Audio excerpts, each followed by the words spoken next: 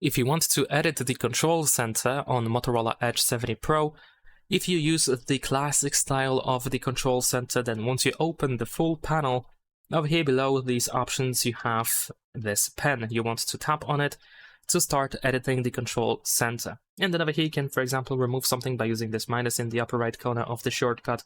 If you want to add something, you have the plus, and there we go, it is immediately added. You can also grab and move the selected option around, and you can grab by this thicker line that we have on the right side to extend it to have 2:1 size.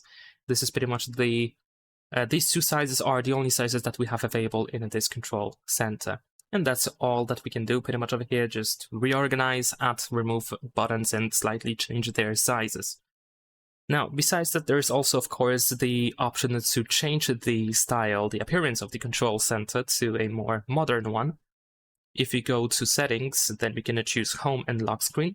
Then we're gonna go to the control center, and here we can choose the modern style. So then we can swipe from the right side, just like that, to open this modern control center. Now the notification tray is of course separated as well. And you can tap on pen here in the upper right corner in order to find edit quick settings. And there we go, now we should be able to do pretty much the same thing as we did before, but this time we have to press and hold your finger on an option and then drag it to the upper side in order to add it to the list, and there is no resizing option. You can tap on these three dots in the upper right corner to reset the list of these shortcuts.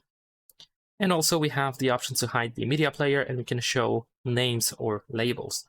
So you can show names of these shortcuts in case you need them. And that is pretty much it. Leave a like and subscribe.